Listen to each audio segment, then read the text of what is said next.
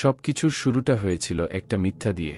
কয়েক দশক ধরে জ্যোতির্বিজ্ঞানীরা ভেবেছিলেন যে তারা মহাবিশ্ব সম্পর্কে সবকিছুই জেনে গেছেন।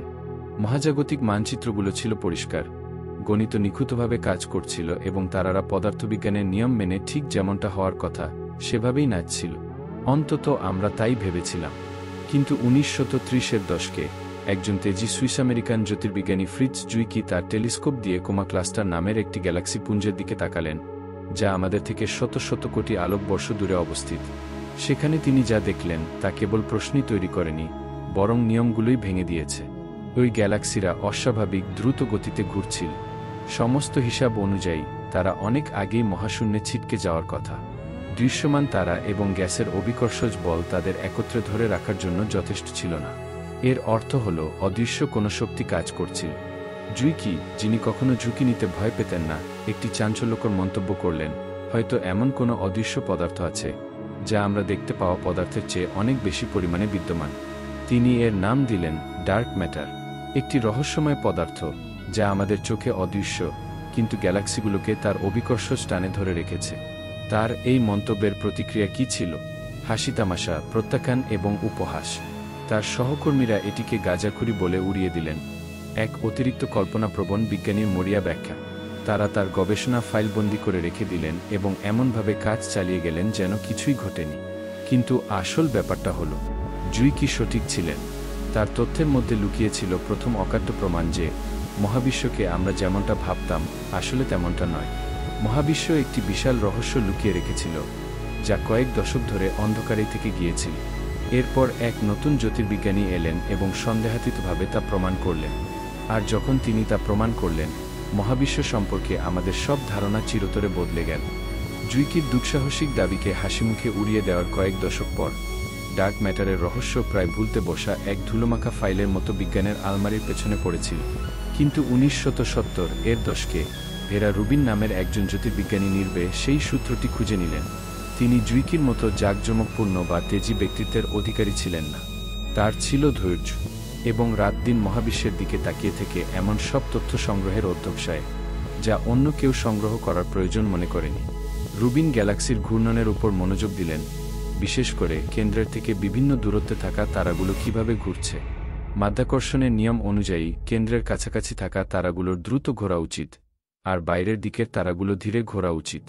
কক্ষপথের গতিবিদ্যা এমনই হয়। কিন্তু রুবিনের পরিমাপগুলো সম্পূর্ণ ভিন্ন এক গল্প বল। তিনি যে গ্যালাক্সিগুলো পর্যবেক্ষণ করেছিলেন তার প্রত্যেকটির বাইরের দিকের তারাগুলো কেন্দ্রের কাছের তারাগুলোর মতোই দ্রুত ঘুরছিল। এটা অসম্ভব ছিল যদি না অদৃশ্য কিছু অতিরিক্ত মাধ্যাকর্ষণ যোগ করে তাদের ধরে রাখত। ধাপে ধাপে তার পর্যবেক্ষণগুলো এক অকাট্য চিত্র তুলে ধরল। প্রতিটি গ্যালাক্সিকে ঘিরে আছে এক বিশাল অদৃশ্য ডার্ক ম্যাটারের বলয়, একটি মহাজাগতিক কঙ্কাল যা সবকিছুকে একত্রে ধরে রেখেছে। এটি জুইকির দেখা কোনো একটি অদ্ভুত গ্যালাক্সি পুঞ্জ ছিল না, এটি ছিল সর্বত্র, প্রতিটি গ্যালাক্সিতে, রাতের আকাশের প্রতিটি কোণে। ভেরা রুবিন সেই কাজটি করেছিলেন যা জুইকি পারেননি। তিনি প্রমাণগুলোকে এত স্পষ্ট এবং অকাট্য করে তুলেছিলেন যে বৈজ্ঞানিক সম্প্রদায় তা উপেক্ষা করতে পারল না। আর এর মাধ্যমে তিনি একটি চমকপ্রদ সত্য উন্মোচন করলেন, আমরা মহাবিশ্বের যে অংশ দেখতে পাই তা হিমশৈলের চূড়া মাত্র, এর বেশিরভাগ অংশই অদৃশ্য। কিন্তু বিজ্ঞানীরা যখন এই অদ্ভুত লুকানো ভোরটিকে মেনে নিতে শুরু করলেন, তখন আরও একটি অদ্ভুত শক্তির আবিষ্কারের অপেক্ষা করছিল, এমন এক শক্তি যা সবকিছুকে ওলটপালট করে দেবে। 1990-এর দশকের মধ্যে ডার্ক ম্যাটার আর কল্পবিজ্ঞান ছিল না, এটি মহাজাগতিক ধাঁধার একটি স্বীকৃত, যদিও রহস্যময় অংশ হয়ে উঠেছিল।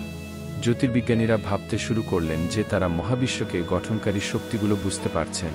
আর ঠিক তখনই মহাবিশ্ব তাদের দিকে আরও একটি অপ্রত্যাশিত রহস্য ছুড়ে দিল। দুটি স্বাধীন বিজ্ঞানীর দল মহাবিশ্বের প্রসারণের গতি মাপার জন্য কাজ শুরু করলেন। তারা টাইপ 1A সুপারনোভা, অবিশ্বাস্য রকমের উজ্জ্বল নাক্ষত্রিক বিস্ফোরণ কে মহাজাগতিক মাইলফলক হিসেবে ব্যবহার করলেন। এই বিস্ফোরণগুলো উজ্জ্বলতার দিক থেকে এতটাই সামঞ্জস্যপূর্ণ যে পৃথিবী থেকে তাদের পৌজ্জ্বল্য পরিমাপ করে জ্যোতির্বিজ্ঞানীরা তাদের দূরত্ব নিখুঁতভাবে গণনা করতে পারেন। ধারণাটি ছিল সহজ, মাধ্যাকর্ষণের কারণে সময়ের সাথে সাথে মহাবিশ্বের প্রসারণের গতি কমে যাওয়া উচিত। যেমনটা কোনো বলকে আকাশে ছুড়ে দিলে তা ধীরে ধীরে থেমে যায়। সবাই ভেবেছিল তারা এটাই দেখতে পাবে। কিন্তু যখন তথ্যগুলো এল, তখন তা সম্পূর্ণ ভিন্ন এক গল্প বল। মহাবিশ্বের গতি কেবল কমেই যাচ্ছিল না, বরং তা ক্রমশই বেড়ে যাচ্ছিল। অপরিচিত কোনো এক শক্তি বিকর্ষণমূলক বলের মতো কাজ করছিল, যা গ্যালাক্সিগুলোকে একে অপরের থেকে দ্রুততর গতিতে দূরে ঠেলে দিচ্ছিল এবং মাধ্যাকর্ষণের টানকে অতিক্রম করে যাচ্ছিল। আমরা পদার্থবিজ্ঞান সম্পর্কে যা কিছু জানতাম, এটি ছিল তার সম্পূর্ণ বিপরীত। বিজ্ঞানীরা এর নাম দিলেন ডার্ক এনার্জি। আর সবচেয়ে অবাক করা বিষয় হল, এটি কোনো সামান্য শক্তি ছিল না। মনে হচ্ছিল এটি পুরো মহাবিশ্বের প্রায় 70 অংশ জুড়ে রয়েছে। একবার ভাবুন, মহাবিশ্বের বেশিরভাগ অংশই এমন এক শক্তি দ্বারা পরিচালিত, যাকে আমরা দেখতে পাই না, স্পর্শ করতে পারি না এবং বুঝিও না। ডার্ক ম্যাটার সবকিছুকে একত্রে টানে, আর ডার্ক এনার্জি তা বিচ্ছিন্ন করে দেয়। মহাবিশ্ব রহস্যময় থেকে একেবারে অদ্ভুত হয়ে উঠল, আর কেউই জানত না যে এই অদৃশ্য শক্তিগুলোর মধ্যে কোনটি শেষ পর্যন্ত জয়ী হবে। এখন কল্পনা করুন, আমাদের সমগ্র মহাবিশ্ব দুটি অদৃশ্য শক্তির মধ্যে এক যুদ্ধক্ষেত্র।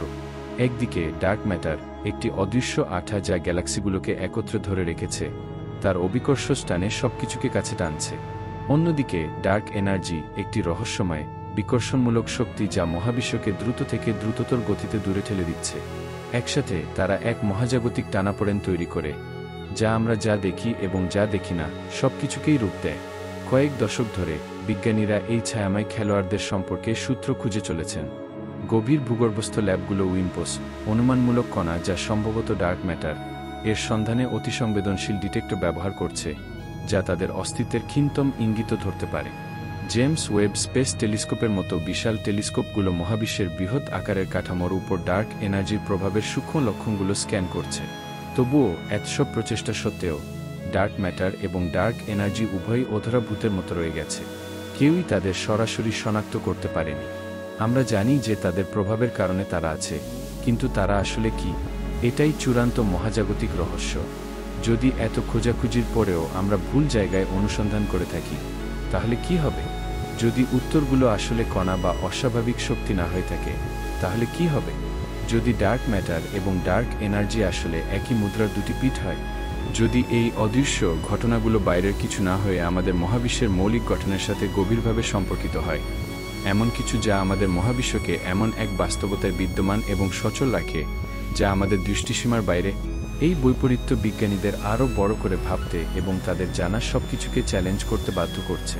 কারণ যদি আমরা ডার্ক ম্যাটার এবং ডার্ক এনার্জি সম্পর্কে ভুল হই, তাহলে মহাবিশ্বের পুরো গল্পটাই আবার নতুন করে লিখতে হতে পারে।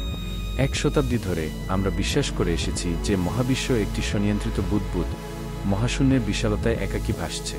আমরা ভেবেছিলাম যে ডার্ক ম্যাটার এবং ডার্ক এনার্জি দুটি স্বাধীন রহস্যময় শক্তি, একটি সবকিছুকে একত্রে টানছে, অন্যটি তাদের দূরে ঠেলছে। কিন্তু যদি আমরা যা খুঁজছি তা আসলে আরও অদ্ভুত কিছুর ছায়া মাত্র হয়। কল্পনা করুন, আমাদের মহাবিশ্ব একটি বদ্ধ বাক্স নয়, বরং একটি বুদবুদ যা এক অনেক বড়, লুকানো মাত্রার মধ্যে প্রসারিত হচ্ছে। যদি ডার্ক এনার্জি আমাদের মহাবিশ্বের ভেতরের কোনো অজানা শক্তি না হয়ে, বরং আমাদের মহাবিশ্ব এই বৃহত্তর বাস্তবতার অবিকর্ষের বিরুদ্ধে প্রসারিত হওয়ার এবং টান পড়ার প্রভাব হয়, তাহলে কি হবে?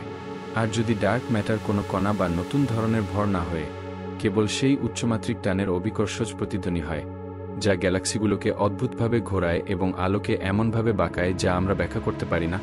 অন্য কথায়, এই অদৃশ্য শক্তিগুলো আমাদের মহাবিশ্বের ভেতরের অদৃশ্য জিনিস নয়, তারা কেবল সূত্র, এর বাইরের কোনো কিছুর স্বাক্ষর। এটা অনেকটা দেয়ালের উপর তার ছায়া দেখে একটা ভূতকে বোঝার চেষ্টা করার মতো। আমরা ভূত খুঁজছি, যখন আসল রহস্য হলো সেই অদৃশ্য ঘর যেখানে তারা বাস করে। যদি এটা সত্য হয়, তাহলে আমরা গত কয়েক দশক ধরে নিজেদেরকে যে মহাজাগতিক গল্প বলে আসছি, তা একটি অনেক বড় গল্পের প্রথম অধ্যায় মাত্র। এমন একটি গল্প যা স্থান, কাল এবং বাস্তবতা সম্পর্কে আমাদের জানা সবকিছুকে চ্যালেঞ্জ করে। সুতরাং এই সেই প্রশ্ন যা আগামী বছরগুলোতে বিজ্ঞানীদের রাতের ঘুম কেড়ে নেবে। আমরা কি এমন একটি মহাবিশ্বের মুখোমুখি হওয়ার জন্য প্রস্তুত, যা আমরা যতটা কল্পনা করেছি তার চেয়েও বড়, কিন্তু আরও অদ্ভুত? এমন একটি মহাবিশ্ব যা আমাদের নাগালের বাইরে থাকা এক অনেক বড় এবং গভীর কিছুর অংশ।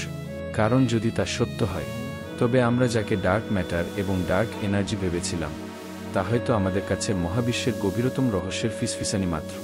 আর সেই রহস্য, তা আবিষ্কারের অপেক্ষায় আছে।